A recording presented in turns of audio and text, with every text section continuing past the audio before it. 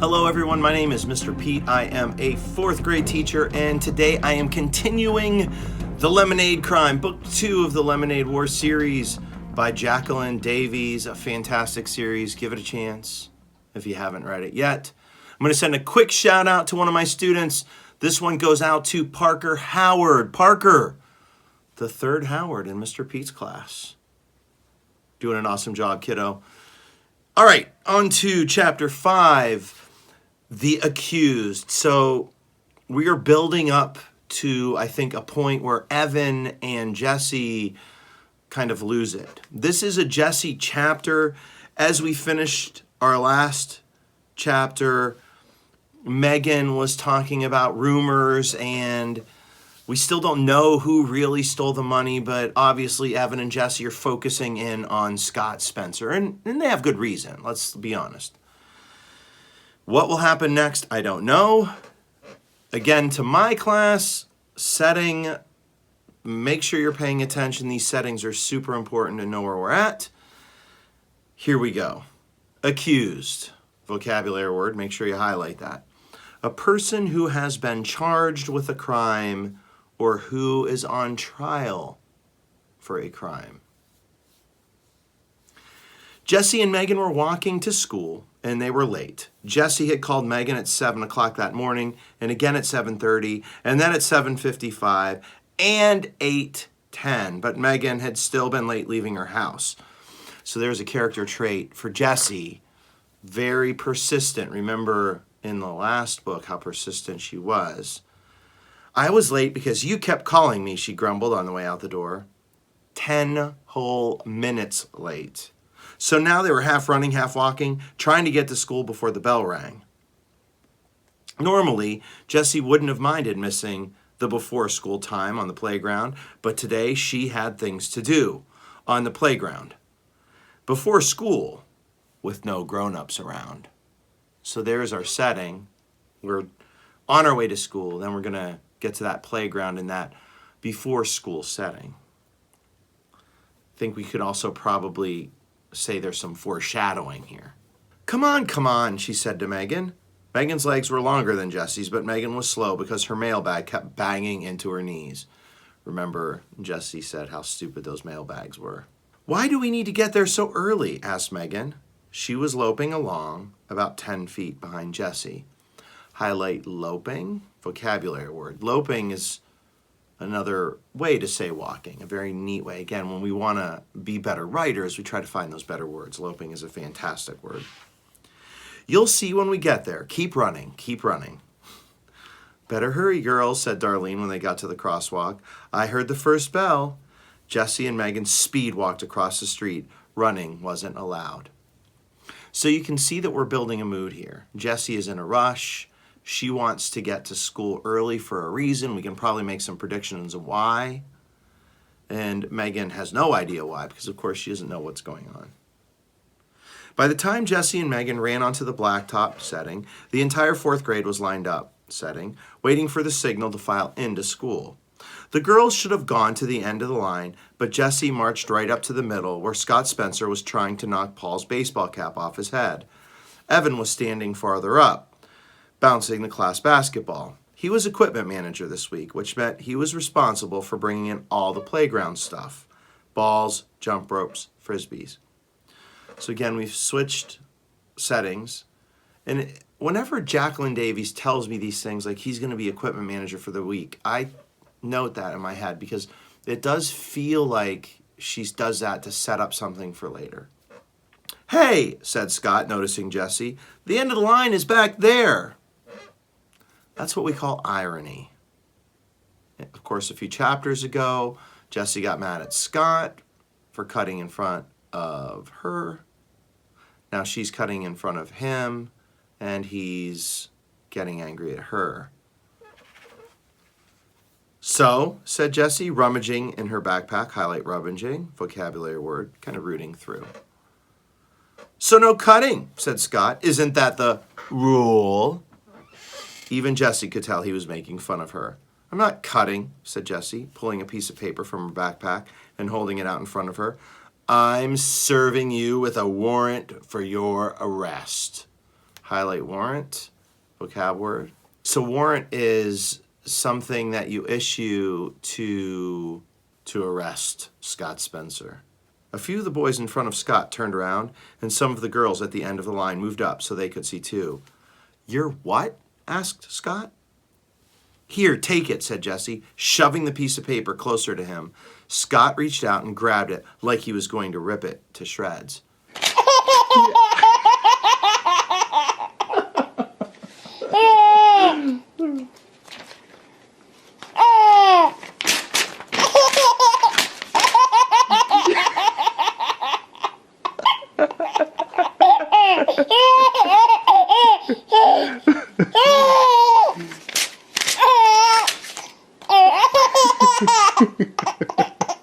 I don't think that's a simile because I actually think he did grab it like he was going to rip it to shreds. "That's it!" shouted Jesse. "You touched it. That means you've been served." Highlight, vocab word. It's not like serving Thanksgiving, but it sort of is. She's giving him the warrant, which means he's been served with it. "Now you have to appear in court."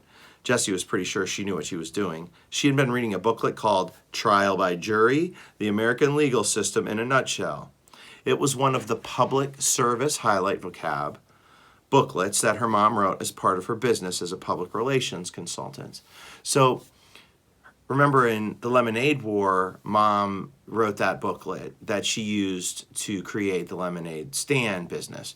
Now she's using this trial by jury to kind of run arresting Scott Spencer. Trial?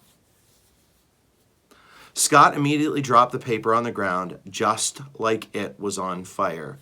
Simile. "You can't do that." "Oh, yes, I can," said Jesse. "If you touch it, that means you've been served. You can't get out of it now." "Get out of what? What are you even talking about?" By now, everyone in line had turned to watch. Evan had stopped dribbling the basketball, but he didn't leave his spot in line. Did Evan know she was doing this? Jesse picked up the arrest warrant from the ground and read it out loud. She had written it using the calligraphy pen her grandmother had given her for her last birthday. "Warrant for the arrest of Scott Spencer. Scott Spencer, you are hereby charged with the crime of stealing $208 from the pocket of Evan Trusky's shorts on September 5th of this year.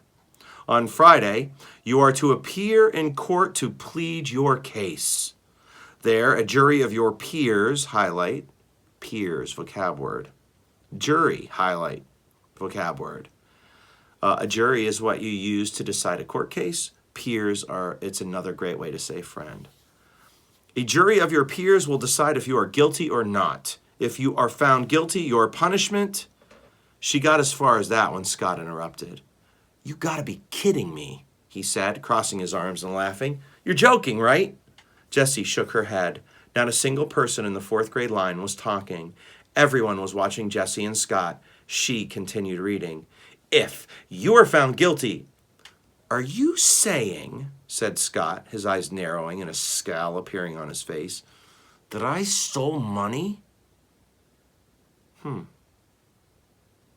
Jessie took a deep breath. She knew it was a big deal to accuse someone like that. "Yes, I am," she said. There were murmurs among the fourth graders. Highlight murmurs, vocab word, another great way. Sort of like mumbling. "What about you?" asked Scott, turning toward Evan and taking a few steps forward. He reached out to poke Evan in the chest, but Evan swatted his hand away before it ever touched him.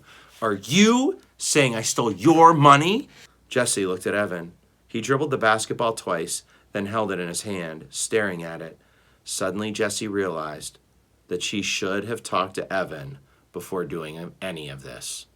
He was the one who'd been the victim of the crime. Highlight vocab word. Victim. He was the one who it happened to. He was the one who would still have to play with Scott every day at recess. He was the one who would have to testify, highlight vocab word, against him in a court of law. Testifying is when you're in court and you're giving evidence. You're telling your story. But it was too late now. Everyone was watching them. Everyone was waiting to see what would happen next. Evan dribbled the ball again. 1, 2, 3. Jesse knew that he was thinking. Evan thought with his whole body, not just his brain.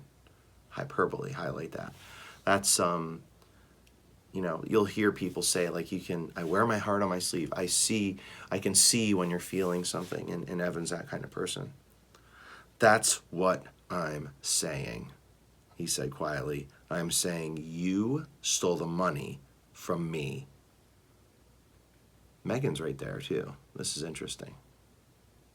The line of fourth graders had twisted into the shape of a large, sloppy C, with both ends watching what was happening in the middle. You could call that a metaphor for sure, comparing the line to the letter C. Now that Evan had accused Scott of stealing, the line started to fall apart entirely as kids pulled in close to hear what Scott would say next. But it was Jesse who spoke first. If you are found guilty, your punishment will be that you have to give your new Xbox 2020 to Evan Tresky. What? Bro, what are you talking about, man? No way, said Scott, but he could barely be heard over all the noise that the fourth graders were making. Everyone had an opinion about the fairness of the punishment. Highlight opinion, vocabulary. Opinion is not fact. Opinion is how someone feels about something. So they were all giving their opinion. Hey, said Ryan, what happens if he's found not guilty? Jessie shook her head. He won't be. I will too, you twerp, said Scott. And when I am, here's what's going to happen. Both of you, he pointed at Jesse and Evan, are going to stand up in morning meeting and tell everyone, including Mrs. Overton, that you told lies about me and that I didn't take anything from anyone. And then you're going to apologize to me in front of everyone. 4-0! Mrs. Overton was standing in the doorway, a look of dismay, vocabulary word, on her face. What kind of line is this? The kids scrambled back to their places, and those at the front started the morning march into the classroom. But Evan, Jesse, and Scott still faced each other. Is it a deal? Asked Scott. Deal, said Evan, and turned his back on them to head inside. I'll even put it in writing, said Jessie. She waved the arrest warrant in front of Scott, then she picked up her backpack and hurried to the end of the line, smiling. Soon, justice would be served. Would it be served? Do we know if Scott did it? Did Scott do it? Make your predictions. And there was an agreement of atonement following the trial of Scott Spencer added to the end of this chapter. Atonement, highlight vocabulary word. If Scott Spencer is found guilty in a court of law of the crime of stealing $208 from the pocket of Evan Tresky's shorts on September the 5th of this year, he will give his Xbox 2020 to Evan Tresky to keep forever. Forever.